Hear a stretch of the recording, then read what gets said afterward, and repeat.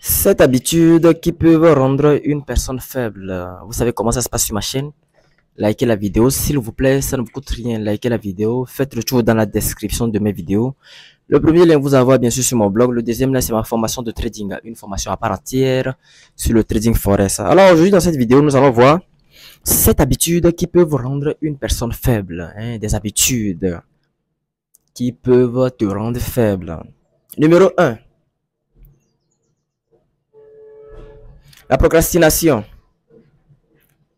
La procrastination est une habitude très mauvaise. Si vous procrastinez, vous remettez après, vous remettez à après, si le français me permet cette tautologie, bien sûr, ou bien vous remettez au lendemain ce qui peut être fait aujourd'hui ou maintenant. Ce n'est pas bien. Remettre constamment les tâches importantes, vous les remettez à plus tard. Remettre constamment les tâches importantes à plus tard peut mener à un manque de productivité et à des occasions manquées. La procrastination peut également augmenter le stress et l'anxiété, affaiblissant ainsi la résilience mentale. Donc, si vous procrastinez, ce n'est pas bien pour vous. Ce n'est pas bien. Ça affaiblit votre résilience mentale. Et parlant de la résilience mentale, disons, outre ça, affaiblit votre force mentale, votre force psychologique à pouvoir persévérer, à pouvoir travailler. Cette énergie mentale qui vous pousse à l'action, ça l'affaiblit. 2. Le manque de discipline. Alors, l'absence de discipline peut empêcher une personne de suivre ses objectifs et de maintenir des routines saines. L'absence de discipline. Cela peut affecter négativement la santé physique, mentale et émotionnelle. Donc, cela peut affecter négativement la santé physique, mentale et émotionnelle. Rendant ainsi la réalisation de ses aspirations. Vous n'êtes pas discipliné, mais ce n'est pas bien. Et si vous remarquez que vous n'êtes pas discipliné, je vous conseille de lire le livre Effet cumulé de Darren Hardy. Et je pense que vous n'en sortirez pas les mêmes bredouilles. 3. La négligence de la santé physique. Vous ne faites pas du sport. Vous négligez votre corps. Vous mangez. Vous êtes gros. Vous êtes rempli de graisse. Ce n'est pas bien. Vous ne faites pas du sport. Vous ne faites pas la muscu. Vous ne faites pas les exercices physiques. Vous ne faites pas les étirements. Vous ne faites pas en gros le sport et tout le bazar. Ce n'est pas bien. Ignorer les besoins de son corps. Ignorer les besoins de son corps, comme l'exercice physique, ou bien l'exercice régulier, une alimentation équilibrée et un sommeil suffisant, peut affaiblir le système immunitaire et réduire l'énergie globale. Une mauvaise santé peut également affecter la santé mentale et émotionnelle. 4. L'évitement des conflits. Vous évitez les conflits. Vous n'affrontez pas vos peurs, ou bien à chaque temps, vous avez cette manie-là d'éviter tout le temps les conflits. Tout le temps les problèmes. Vous savez, les problèmes, c'est dans la vie. Peu importe comment, vous évitez les conflits, peu importe comment vous évitez les problèmes. Ils sont toujours là à nous persécuter, ils sont toujours là à nous mettre les bâtons dans les roues. Donc, arrivé à un moment donné, il faut faire face à ces problèmes-là. Peu importe où. Disons, peu importe si ce sont les problèmes d'ordre relationnel, d'ordre amical, d'ordre professionnel, tout bazar. Il faut les affronter. 4. L'évitement des conflits. Éviter les conflits au lieu de les affronter peut mener à des ressentiments accumulés. Vous accumulez ces ressentiments, la haine, la colère, vous les accumulez, et un jour vous explosez tout simplement, boum, parce que vous pouvez plus contenir ces émotions en vous. Donc, éviter les conflits au lieu de les affronter peut mener à des ressentiments accumulés et à des relations tendues. La capacité à gérer les conflits de manière constructive. Il y a aussi une certaine capacité à gérer les conflits de manière constructive est essentielle pour maintenir des relations saines. C'est vraiment très essentiel pour maintenir des relations saines et une bonne estime de soi. 5. Dépendance aux distractions. Vous êtes distrait par les TikTok. Vous êtes distrait par les réseaux sociaux. Ça empêche votre productivité. Vous êtes distrait. Vous êtes distrait par la PlayStation, notamment PS5, PS4. Bien. Vous êtes distrait par les jeux vidéo. Ce n'est pas une bonne chose. Donc, apprenez à vous concentrer. Si vous êtes distrait, vous ne pouvez pas être productif dans votre travail. Vous laissez les choses importantes pour aller jouer au PlayStation, n'est-ce pas? Vous le faites, n'est-ce pas? Vous laissez les choses importantes pour aller s'amuser dans le quartier.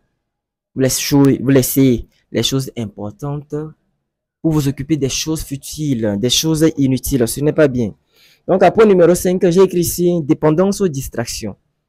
Arrivé à un moment donné dans la vie, il faut se détendre un peu, se relaxer un peu. Mais si vous dépendez des distractions, c'est-à-dire les distractions sont totalement votre focus, ce n'est pas bien.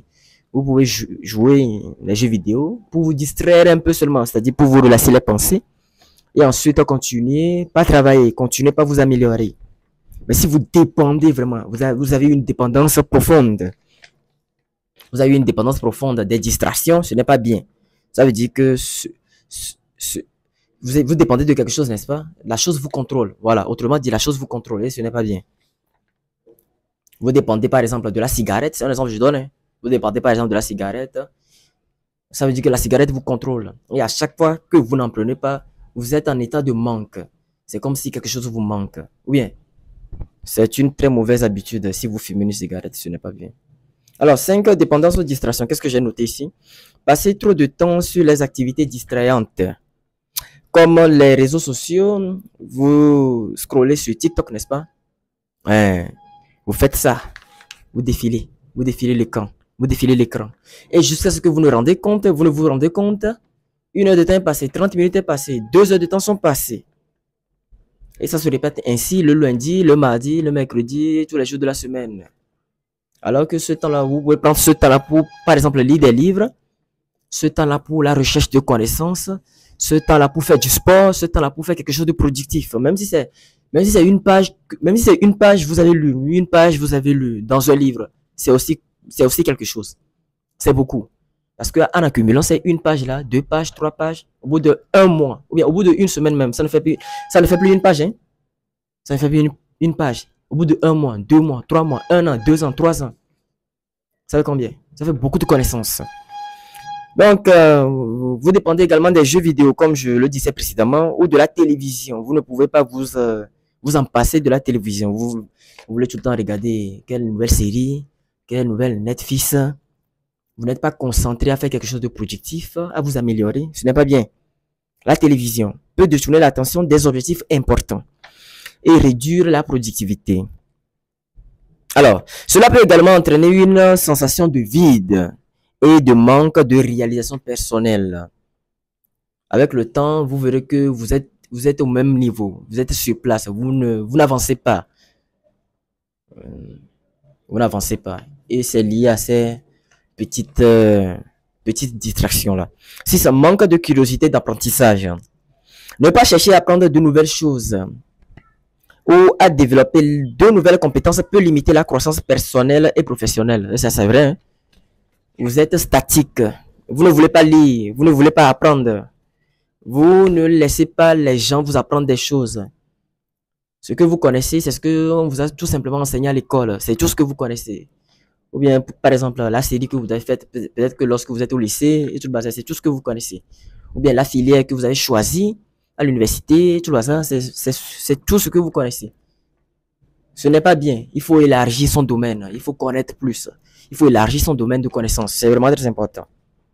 Alors, ne pas chercher à apprendre de nouvelles choses, hein, ou à développer de nouvelles compétences peut limiter la croissance personnelle et professionnelle. La curiosité et l'apprentissage continu sont essentiels pour rester adaptable et compétitif dans un monde en constante évolution. Vous savez, le monde est en constante évolution. Hein? Ou bien, les choses évoluent. Auparavant, vous utilisez ce bruit-là. Désolé pour le bruit. Il s'agit d'une personne qui passe. Auparavant, disons que auparavant, vous utilisez les Android version 0.6 ou bien les Android version 0.6, 6 points, ou bien 6.7 points. Maintenant, vous utilisez les iPhone 17 ou bien, même si l'iPhone 17 n'est pas encore sorti pour le moment, vous utilisez l'iPhone 16 Pro Max ou bien 15, 14 Pro Max, 12. Ça veut dire que les choses évoluent. Hein? Les choses évoluent. Auparavant, pour nos grands-parents ou bien nos ancêtres, ça clé le sol avec quoi? De la roue, n'est-ce pas? La roue. Mais aujourd'hui, il y a les machines pour faire le travail là. Il y a les machines jusqu'à... Nous avons même des machines d'arrosage. Ou bien, les machines qui sacent le sol. Moi, je scrollais sur l'internet un jour, j'ai vu des machines qui même plantent des choses au sol. Hein. Des machines qui plantent des quoi? Comment on dit ça déjà? Des plantes, n'est-ce pas? Qui plantent des plantes. Ça veut dire que le monde est en constante évolution. Autrefois, vous n'avez pas Internet. Vous n'avez pas Internet, vous n'avez pas les réseaux sociaux, Facebook, TikTok, Instagram, et Twitter, et tout le bazar. Mais aujourd'hui, vous avez toutes ces choses-là. Et toutes ces choses-là Toutes ces choses-là sont en constante évolution. On n'appelle plus tuteur, tuteur, n'est-ce pas? Tuteur, tuteur, c'est-à-dire l'application tuteur, le réseau social tuteur. C'est devenu maintenant X, n'est-ce pas? C'est devenu maintenant X. Si vous ratez notamment, si vous rentrez notamment dans Play Store ou que vous rentrez dans App Store pour ceux qui utilisent iPhone, c'est plus tuteur en appel, hein. Quand vous mettez dans la barre de recherche, dans la barre de navigation, c'est dans la barre de recherche, que ce soit dans Play Store ou App Store, et vous tapez tuteur, le mot tuteur. Tuteur, ça sort, mais ça sort en forme de X. Même l'application l'a évolué. Hein, les choses évoluent constamment. Les choses évoluent constamment. Donc, vous devez être en constante évolution. 7. Vous vous entourez de personnes toxiques, de personnes pessimistes, de personnes négatives, de personnes qui ne vous encouragent pas dans votre élan vers le succès, de personnes qui ne reconnaissent pas la valeur des travaux que vous avez fournis, des personnes qui vous diminuent. Quittez cet entourage-là, ce n'est pas bien pour vous. Ou soit éliminez-les carrément. Moi, je fais ça. Hein. Si je vois qu'une personne est jalouse, une personne est envieuse, une personne est toxique pour moi, je l'élimine. Je l'élimine. Il faut atteindre un certain niveau pour faire ça. Ah oui, il faut atteindre un certain niveau donné. Il faut atteindre une certaine mentalité forte donnée pour pouvoir faire ça. Vous l'éliminez carrément. Parce que cette personne ne vous apporte rien. Cette personne fait partie de l'entourage toxique. Vous le bloquez, vous supprimez le numéro. C'est tout simplement ça. Ça peut être une femme, hein. Ça peut être également une gonzesse. Ça peut être une femme. Ça peut être même une fille que vous courtisez. Elle est tout le temps toxique avec vous. Elle ne vous comprend pas. À un moment donné, prenez une décision. Évitez ces entourages toxiques, ces personnes toxiques. Alors, en point numéro 7, j'ai écrit ici entourage toxique. S'entourer de personnes négatives ou toxiques peut drainer l'énergie et la motivation. Parce que quand vous vous entourez de personnes toxiques négatives, et par exemple, vous avez peut-être envie d'aller jouer au football, ou bien vous avez peut-être envie d'aller soulever les poids à la salle de gym, et tout ça. Ces personnes-là vont vous dire quoi? Oh, toi aussi, tu vas encore à la salle? Ce n'est pas seulement le lundi, tu étais à la salle, ils vont vous démotiver. Ils vont dire, tu vas encore faire du sport, tu vas encore lire. Moi, j'en ai eu vraiment ces personnes-là dans ma vie. Hein. J'en ai eu vraiment ces personnes-là dans ma vie. Un jour, je me souviens, j'étais à la maison en train de lire. J'étais en train de lire La chèvre de ma mère de ce fameux bouquin, La chèvre de ma mère de Ricardo Kaniyama, n'est-ce pas? Moi, si j'ai pas bien prononcé le nom, veuillez me l'écrire dans les commentaires. Un de mes amis était venu. Il était venu en train de... Bon, il m'a demandé qu'est-ce que je fais. Je disais, je suis en train de lire. Donc, je disais que je suis en train de lire. Vous savez ce qu'il m'a dit? Non, laisse ça, il ne faut pas lire. Toi, on dit, on cherche l'argent, tu dis que tu lis. Le type m'a dit, toi, on dit, on cherche l'argent, toi, tu dis que tu lis. Est-ce que c'est une bonne personne, ça? Et je répliquais en disant que bon, oui, je devais lire parce que il fallait que je lise un peu les choses, un peu, vous voyez un peu. Que, comme toi, tu veux chercher l'argent, c'est toi le boss, donc va chercher l'argent. Laisse-moi m'occuper de mes connaissances. Vous voyez un peu? Éviter ces personnes-là. Les relations toxiques peuvent diminuer l'estime de soi. L'estime de soi, c'est la perception de votre propre valeur. C'est-à-dire la perception de votre propre valeur. Votre valeur, hein? Ce qui vous valorise.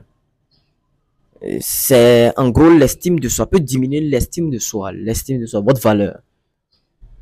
Ouais, un peu. Les relations toxiques peuvent diminuer l'estime de soi et créer un environnement de soutien faible. Les gens, normalement, vos amis